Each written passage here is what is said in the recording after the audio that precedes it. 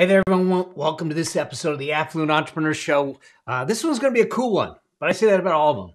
But this one's with a new friend of mine, Brad Long. He's the zero debt coach. And this is a guy that went from $174,000 in debt to getting out of debt and building wealth within 2.5 years. And now he's out there helping people kind of struggling with that themselves. But we go through a lot of different things, including the money philosophy, the challenges, how him and his wife navigated it. So check out the episode.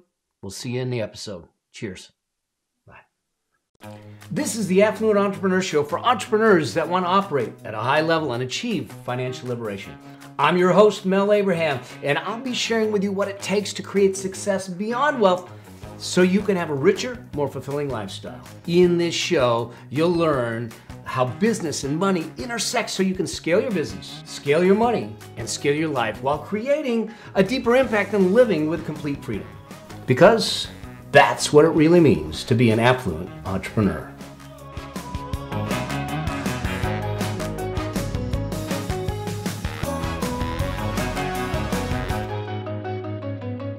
Are you looking to figure out this whole money game? Well, I got news for you. I want to invite you to my 7-day money plan workshop, my money plan challenge. Okay, this is totally free, and this is where we get a chance. I wanted to put something together to help everyone set a solid foundation. Here's the thing. If we're truly going to change our financial destiny, we need to have a rock solid, unshakable financial foundation. And so join me for 7 days, and we're going to walk through everything from figuring out the money mind stuff to understanding some numbers, understanding what your target is, structuring, the plan, figuring out how to deal with your debt. What do you do first? How do you ratchet your income? We're going to take one element of each thing on each day, work it through in an action guide and workbook with tools and tactics to make it happen. And so all you got to do is go to themoneyplanchallenge.com, sign up for free, and go through the training. This is my gift to you for being on this journey with me. And hopefully what we do in that process is we set you on a solid foundation. So as we have more and more conversations, we can change your financial trajectory and destiny together. And I look forward to seeing you there. Cheers. Hey there, Brad. So good to have you on the Affluent Entrepreneur Show, man. It's kind of cool because, as I told everyone in the intro, you and I didn't really know each other, and here we've had a chance to connect and have a conversation about money. You do some of the similar things that I do, but you came at it from a different perspective. You came to it from a different perspective. So, for the benefit of those that maybe don't follow you yet, and they should, or don't know who you are, can you just kind of let our viewers and listeners know where does Brad Long come from? Great question. I'll do my best to succinctly answer that. So my name's Brad Long. I run a company called zerodebtcoach.com. And what we do is we specialize in helping 5- and 6-figure corporate burnouts escape their nightmare by teaching them how to organize and optimize their finances, obliterate their debt, and then move on to financial independence by learning how to invest and also by starting an online business. I came into this space, over a decade ago, loosely, when I went through the process of paying off $174,000 worth of debt in 2.5 years, like so many people in this space after I discovered Dave Ramsey. And very quickly realized, or it was really in the intersection of time where I realized that I was a train wreck and I was headed into a ditch in a giant ball of flame. And so I discovered his material, really righted the ship, made a whole bunch of huge changes in my life in that 2.5 years, and just got on fire for these principles. And got out of debt. And then I immediately caught the bug for coaching people. So I immediately sat down and started teaching friends and family how to do a budget. I just really caught the fever for it. So I was sort of coaching people kind of off the cuff for probably about the first 10 years that I was a quote unquote financial coach. And then in 2017, I went through Dave Ramsey's Financial Coach Master Training, was kind of a part of their organization as a contractor since for about 1.5 years. And I really felt like things got too constrained in terms of, I was learning about macroeconomics, I was learning about gold and silver and cryptocurrencies and all these things that I wasn't allowed to bring into the conversation being a part of their organization. So in 2018 is when I started ZeroDebtCoach.com, and basically have really, grown my audience from there. And, essentially what we're doing is trying to help people get control of their money and find some modicum of financial independence. Awesome. So, and you actually did this journey. I mean, you came from that corporate maniac kind of Yes. existence, if you will. It's a great way to put right? it. I had been in corporate sales. So it's interesting going back even further. I learned in my teenage years, I'm a musician. I've been a guitar player since I was like 14 years old, but I also learned how to sell during that time. I got my first sales job when I was about 16 years old. And so I've always kind of had that concurrent skill set. But yeah, in my mid 20s, I entered the corporate space. I started off selling corporate Yellow Pages advertising back in the dinosaur days when that was still a thing. And then some people listening or watching probably have no idea what Yellow Pages is. Yeah, Yellow Pages. What's that? So I did that, and then I basically left that career within the span of a few years to pursue my passion for music more full time, and that's when I really got myself into trouble. And then during that 2.5 years, when I was going through my debt elimination process, is when I went back into the corporate space.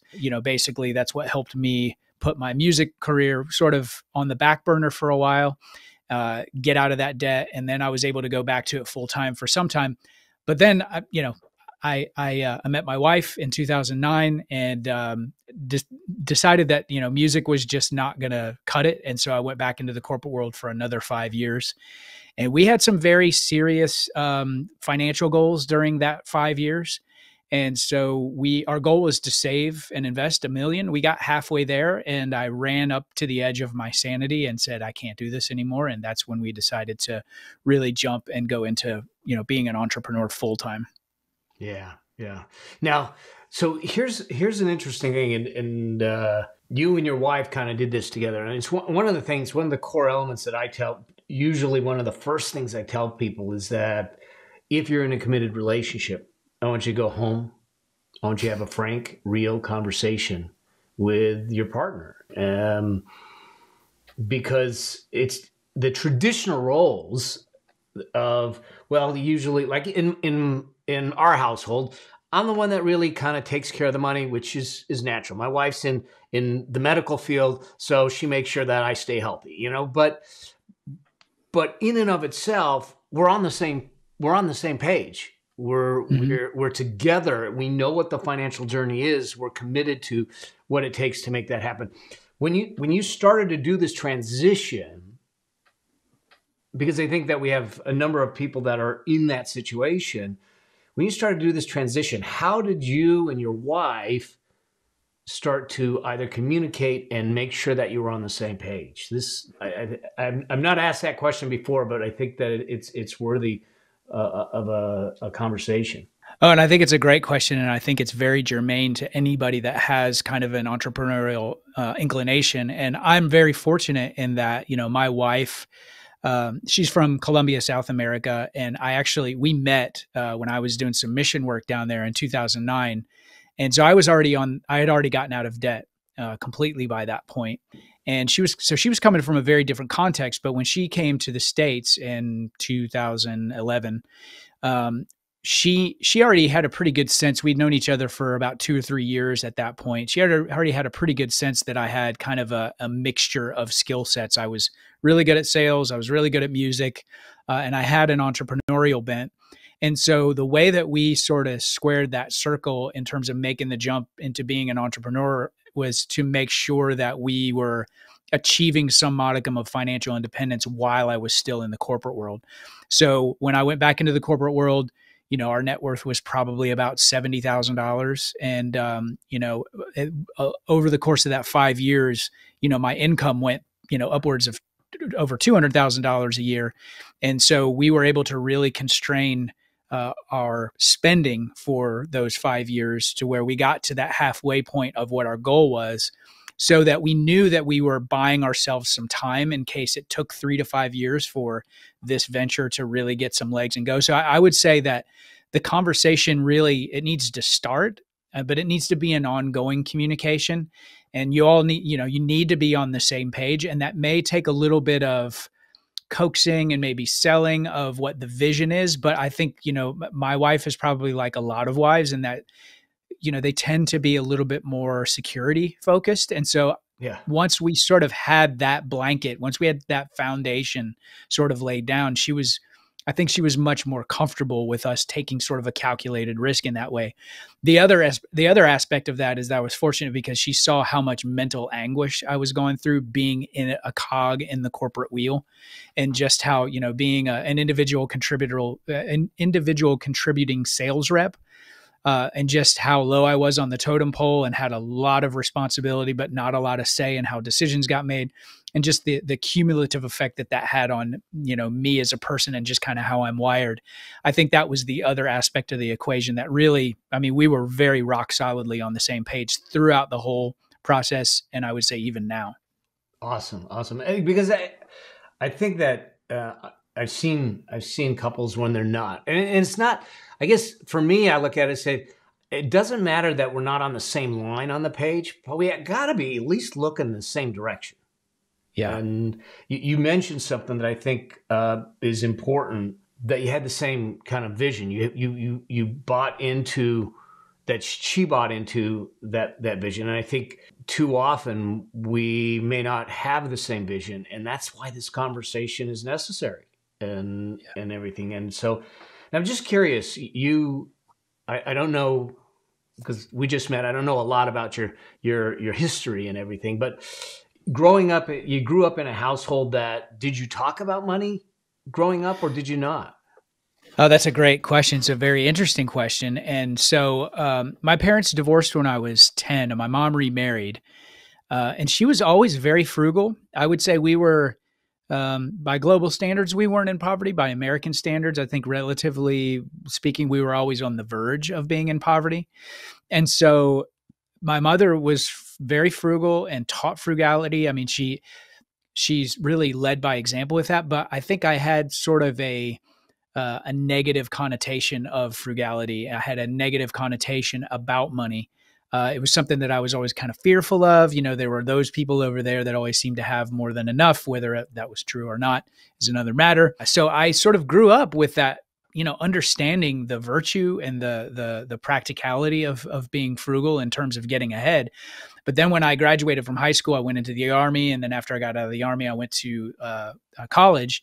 And that's where I started to really absorb all of the middle class attitudes about money. Like, you're always going to have a car note. You're always going to have student loan debt. You're always going to have a credit card, blah, blah, blah. And so that's really where the train came off the tracks for me, and how I wound up getting myself into $174,000 worth of debt. So it was interesting because when I went through all the Dave Ramsey stuff and I went through that process, I came full circle back around to frugality with an added dimension of like minimalism in there. Yeah. But it had a different sort of character to it, because now I was seeing it from more of an abundance space. I was seeing it more like, well, this is one of the pathways to, building some wealth, and not just staving off, dire poverty. So money wasn't talked about necessarily, and I think with parents, as I'm sure you're aware, your actions speak louder than words. And so I think there was a lot of stuff that was modeled that was very positive, but I kind of made a detour to my own demise, at least for that earlier part of my life. So, but my mom's virtues won out at the end of the day. So thanks, Mom. Well, I think we all have those hiccups on the road when we're traveling. I've certainly had my share too, but I think that's it's an instructive thing, because you dug yourself out. So often I'm seeing people that get on this treadmill and they don't think that there's a way out.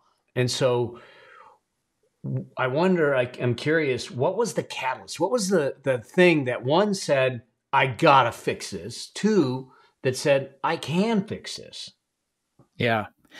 The very first, I would say the flashbulb moment, or the defining moment for me was, I had a really nice condo in downtown Atlanta, which really I had purchased beyond my means, even when I had, a corporate job at that point. And my overhead, this is back in the mid 2000s, my overhead was about $2,000 a month. And as I had transitioned into becoming a musician, I took out a $43,000 home equity line of credit. And over the course of the next 3 years, I proceeded to really deplete that, because it was my emergency fund. And I wasn't ramping up my music career quickly enough to replace that income. And so I had this flashbulb moment I'll never forget. I think it was March of 2004. I logged into my bank account and I saw that, I knew my overhead was $2,000. I had less than $1,000 in my bank account, and it scared the doo-doo out of me. And I knew at that moment, like, all right, the gig is up. I have no more, I have nothing to fall back on in terms of my HELOC. And I just, I see that as the moment that I woke up. That's around the same time that I discovered Dave Ramsey. And that's really when I just had that, my very first financial awakening, and really got on track. And that was, my why throughout the whole process, and throughout, I think a lot of even what I do now, is that I never want to feel this way again. I never want to experience the terror of being on the verge of potentially losing everything that I have, because that's the slippery slope that I was on. Yeah. Yeah. And I think that there's many out there from the pandemic, they're on that slope right now. And so hopefully this conversation gives them hope that it's one step at a time. It's one foot in front of the other. And $174,000 that you were able to tick off in to me, what would seem almost record time. Yeah. In 2.5 years. So yeah, I was serious. Yeah. Yeah. I mean, you definitely were serious. And so now fast forward, because you have children too. No, you don't. Okay, I thought you had children. Okay, that's all right. All right. I look like I have children. I don't know what that means. Cool. So here's the question then. At some point, you decided, I'm going to change the direction of my life from what I was doing to coaching and working with other people in similar positions. And what do you think when you start to talk to those that are in the corporate space that are trying to find their next step? What do you think is their biggest hurdle that you see, that you work with them to try and move them through, to get them over that first step? Because it's that first step that if they don't make it, they're never going to take the next steps. Yeah, I think the first step is like what we talked about a minute ago. In my situation is why. Why do you want to get out of debt, or why do you want to get out of corporate America? What's the overarching reason? And so with our students, we have this start with why. It's kind of like a play on Simon Sinek's book. And there are basically like 5 or 6 different questions where just kind of sit down before we even go through any kind of coaching process with them and say, what's your overall why here? Why are we having this conversation? And it really kind of helps unlock like where they are mentally. And really, I'm sure, you've probably seen this in your own, efforts at coaching as well. Some people think they want a certain thing, but maybe their why isn't strong enough, but there's another, perhaps goal that they can pursue. So for example, like I have a lot of students that, they come to me, they want to get out of debt. They want to get out of corporate America. So we know that maybe the stronger why is to get out of debt. And we know that they want to get out of corporate America. But as we kind of drill down into the process, maybe it's not that they want to get out of corporate America. They just want to get out of the company or the role that they're in. So there's a lot of self-discovery. I think financial coaching really, it kind of spills over into like life coaching. I mean, I don't know what all these titles are. It's really just, it's leadership, it's discipleship, it's really, helping people kind of sit down and think through their situation, and really kind of have do a process, what I call future pacing. Like, where do you want to be in 2 to 3 to 5 years, and really kind of uncover that. And then depending on what their responses are to that, really, we talk about the next steps. A lot of times, most times, I work a lot with 5 and 6 figure entrepreneurs, and even a lot of them are living paycheck to paycheck. So the very first thing we have to do is get control of their money. And then as we progressively go through that process, if they do really want to get out of corporate America or a government job, then we'll start looking at side hustles or starting some kind of online business, and kind of work through that process. So I think there are a lot of different stages, and I think that's part of it that's very individualized. Yeah. When we talked on your show, for those of you who don't know, I was a guest on Brad's show, and I'm bringing him on because we connected, and I think that we come from similar philosophies, similar value systems on how this works. Why, I think, is one of the first things that we also, it's one of the first principles that we actually hit on too. To move through any of the difficult times, any of the things that might be going on. So I want to shift gears. I want to talk maybe a little bit what might feel like philosophical kind of things. Oh, I like that. Yeah. So, I mean, when we talk about money, what does money mean to you? And you may answer it and say, what did it mean to you when you were struggling, and what does it mean to you today? Yeah, man, that's a really deep question. There are a lot of facets to how I think about money. I think how I used to think about money in sort of my old brain, and the old way that I interacted with it was very much from, more of a scarcity mindset, because I grew up in an environment of scarcity. And it wasn't just financial scarcity. It was sort of the scarcity of, it was just an overall scarcity mentality about how the world worked and how opportunity worked, and just always kind of seeking safety and things like that. And I think I talk about my first financial awakening is when I went through Dave Ramsey's program, and I learned about microfinance, which was, basically organizing my finances, getting them in a budget, tracking expenses, obliterating debt, and then moving on to some sort of financial independence, some modicum of that, which my wife and I have now. So that was my first financial awakening. My second financial awakening, and how I really got interested in macroeconomics, was during the 2008 crash. So I saw that happen, and I was one of the weirdos that was watching the C-SPAN hearings, the congressional hearings, and I saw the banks and these financial institutions that had basically caused the financial crisis coming to Congress asking for a bailout. And I was like, wait a minute. So that was a huge light bulb moment for me. And then after that, I remember the car companies coming and asking for a bailout. So it really just started this really deep thought process in me. And that's when I really started thinking about and researching how the Federal Reserve System works, how the banking system works, what monetary policy is, hard money versus, Keynesian economics, and all those kinds of things. So I can go down, many rabbit trails on that. But I think that, there's this trajectory of thought process that I've had that really has led to me as, obviously money is an energy source. Money is, it's a problem solver.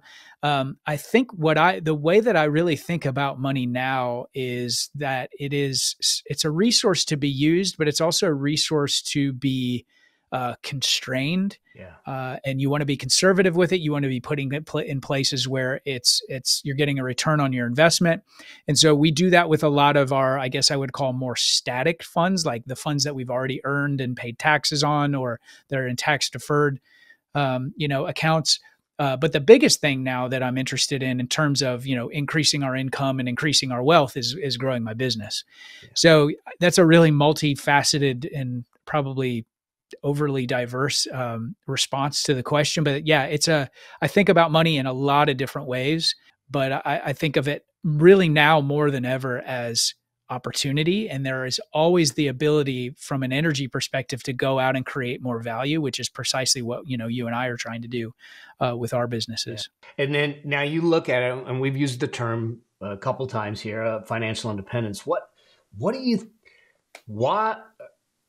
what does financial independence mean to you, and why do you think it's important? Yeah, another great question. So financial independence, I view financial independence in degrees, and there are lots of different sort of micro definitions of financial independence. There's fat fi, which is basically where you can, you can retire on all of the assets that you've accumulated and invested over the years and live, a lifestyle maybe higher than what you did when you were working. So that's fat fi. There's lean fi, where you can, let's say, for example, if you're using the 4% rule, you have $1 million of invested assets and you can live on $40,000 a year. That would be sort of a lean fi. There's Coast Fi, which is probably where my wife and I are. So we have enough, assets saved and invested to where, as we're growing the business and we're sort of living off of some of that money and investing more, we're sort of in that coast phase. But I think I think no matter what, and this is part of the reason that, one of my courses, 8 Steps to Erase Debt, the Foundations of Financial Independence, no matter what, you should be pursuing some modicum of financial independence. That doesn't necessarily mean that you're, completely financially independent, sitting on a beach, sipping a pina colada, the whole, that whole cliche. It's really getting to a place where, you can have more time freedom, more freedom of choice in terms of the career that you have, especially for myself and a lot of the people that I interact with in the context of my own business, is getting out of something that you hate doing, perhaps. And even more than anything else is being able to say no. If your employer's coming to you with some kind of nonsense that you just can't accept, most people can't say no because 78% of the population lives paycheck to paycheck. So they can't put up a boundary and say, no matter what you're asking me to do, I mean, I kind of have to do it because I need this job. I need this money. So that's my passion is, the 8 Steps to Erase Debt is really just the basic blocking and tackling of learning how to organize, budget, track expenses, obliterate debt. And that is the foundation of financial independence. Once it's kind of like Thomas Stanley talks about in The Millionaire Next Door. Yeah. The average millionaire has that basic blocking and tackling down. And so once you have that down, it's just a matter of incremental improvements. Yeah. And so you can reach, I believe just about anybody can reach some modicum of financial independence. Well, I think that the important thing is too often, I believe that too often when we talk financial independence, they equate it to being wealthy, but it can be that, but I think it's more deep seated than that, in the sense that what we're really talking about is what you just mentioned. And that is to have alternatives, to have choice, to not be dependent, not to be beholden to anyone, anything that at some point, just like when you left your job, I left my corporate job a long time ago, but it was one of those things where I realized I was living a life that was the traditional path, in my case, of a CPA, of an accountant at a big firm, in a consulting firm, which would have been a phenomenal career if I wanted to have no nights, have no weekends, work like crazy, get a paycheck, be stressed and go through all of that and not have the promise of partnership, although it was being dangled in front of me, versus turning around and saying, I want to be able to say, I control my destiny. And I think that we're in a time where a lot of folks are hungry to be able to find a way to say that I'm in control of my life, that mm-hmm. I'm not forced, and temporarily we may be, because bills got to get paid. We got to put food on the table. We got to take care of the kids if we got kids. We got to take care of health. We got to do those things, but with an eye towards having choice of how we do those things in the future. And I think that's the for me, where you kind of hit the point is it's not a dollar amount. It's actually a feeling. It's actually a way of living, to be able, I mean, for you and your wife to be able to sit back and go, we're good. Yeah. There's something about it. Yeah, and I think there's also a big misnomer, I think, for people that are FI aspirational, Yeah. that they're gonna, once they hit that number, that they're there. But there's this whole other process that you have to, this whole other thought process that you have to engage with as you're moving through that process is, okay, once I get to that number, then what? And so that's another really big piece of coaching that we do is like, all right, yeah, so you're trying to achieve financial independence, but if especially with a lot of the type A salespeople that I've worked with in the past, you're going to be bored to death if you reach your financial independence number and you're just not doing anything. So part of it is, what are you going to do with that financial independence once you've reached it?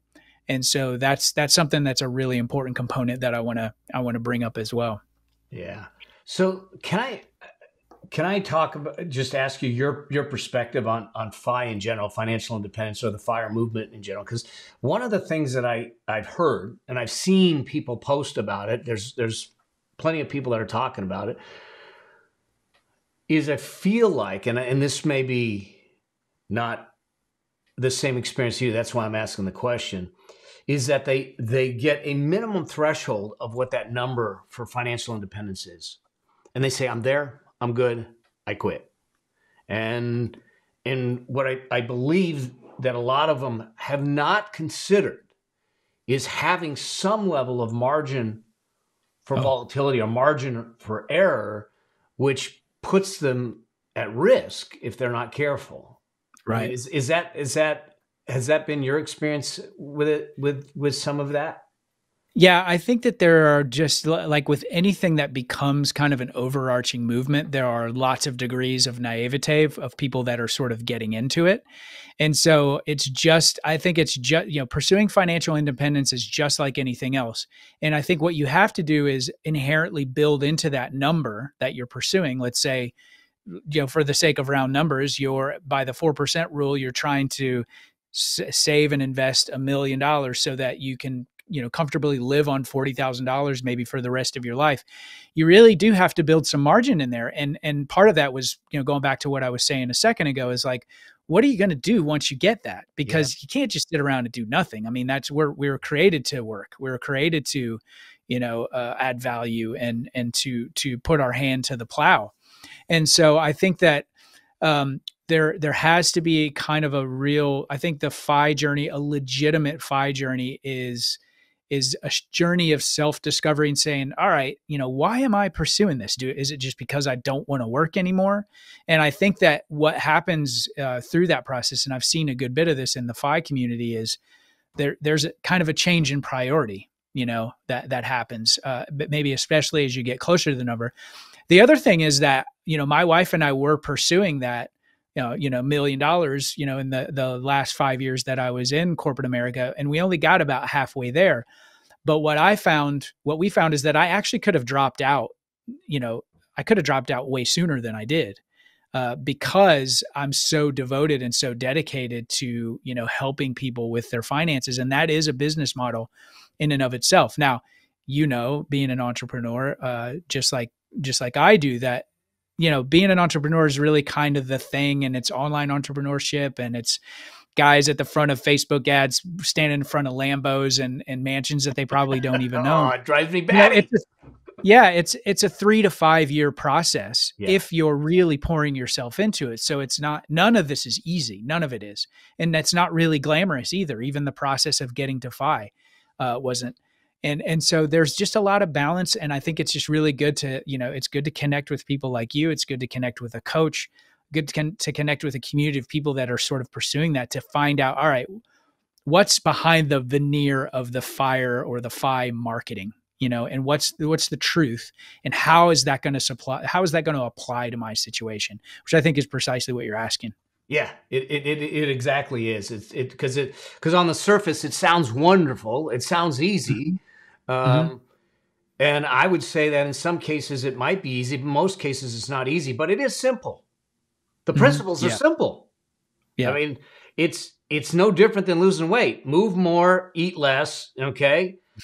Building wealth, spend less, make more. I mean, it's simple, Right. we complicate it. The financial services industry complicates it because then we're become dependent on them. But we've got Mhm. tools, technology, and things at our fingertips today that we never had before that give Right. us access, which is both a pro and a con because, like we got to be careful because when you Right. gamify investing, all of a sudden it's all fun and games until it's not fun and games anymore.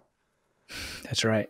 And so those things matter. So I appreciate your perspective because you're right in the thick of it just the same, Mhm. and that type of thing. So here's a question that I would love to kind of get your thought on is that if you had one money message to give your younger self, what would it be? Whew.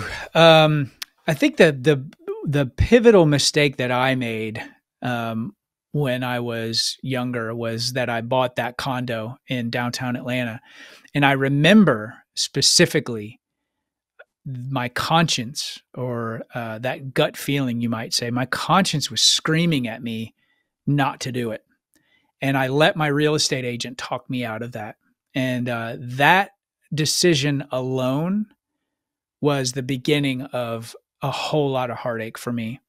And so I think You overbought. that I totally overbought, and I knew it. I knew it, but I second guessed myself, and I trusted the professional. And he didn't have my best interest in mind at the end of the day. I mean, good enough guy, all of that.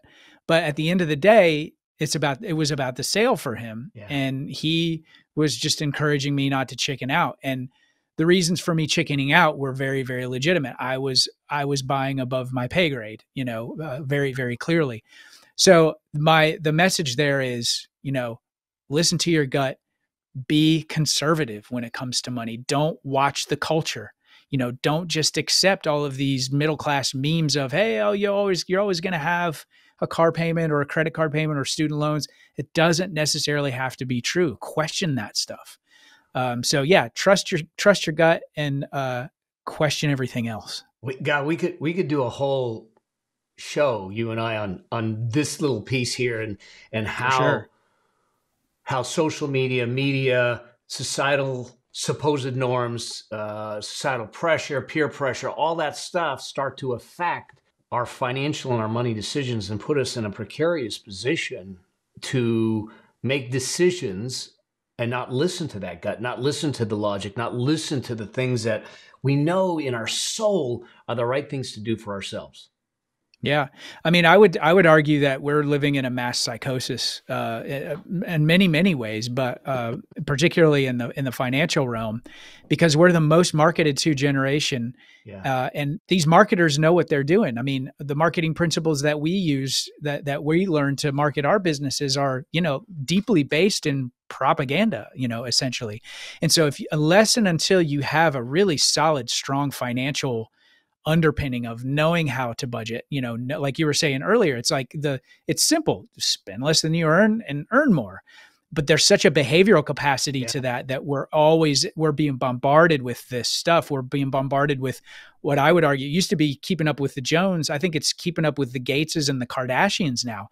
Everything is hyper consumption, hyper luxury. You can't just have, you can't have a Lexus. Now you got to have a Lambo. And we all buy into that to some degree. And unless and until you've really gotten the foundations of that basic blocking and tackling, budgeting, expense tracking, all of that stuff, because that becomes your external brain. You can look to your budget and say, okay, all right, let me press pause on this pressure that I'm feeling and go to my budget and let my budget tell me if I can afford it or not. That's my external brain. And that's the external decision maker for me. And so that's, it's astounding that almost 80% of the population lives paycheck to paycheck. And it's precisely because of those kinds of things, Yeah. and easy credit and peer pressure and all the rest of it is crazy. It really is, and it's a sad state of affairs when we start to think about that, and if all we can do, if all you and I with our platforms do is raise the awareness level a little bit, then we can make a huge difference. Because once we become aware of what's going on, then we can find our way back to control, just like you did in Yeah. your journey. And I it's remember. so worth it. It's so hard. It's Oh so yeah, difficult. It's going to be scratching and clawing, but I promise you, it's so worth it. It's so worth it. and I think that it goes back to what we first started this thing with, and this idea of why. Because I believe that in order to truly define your why, you need to understand your values.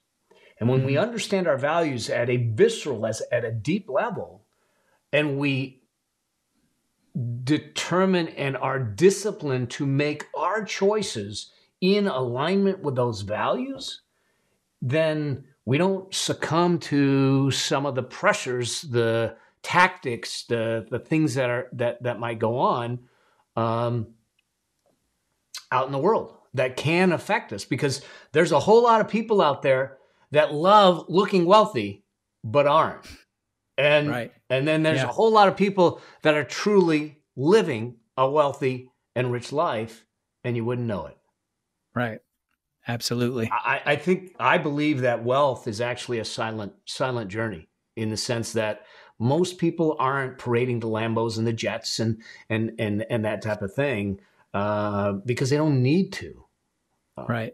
My wife and I just got back from London. We stay in the same hotel. It's a wonderful hotel. It's a luxury hotel, and we walk down this street, and I got to tell you, on this one street that we walk down, there's probably, well, if I don't count the Bugatti, okay, if I don't count the Bugatti, there's probably $5 million in just vehicles parked.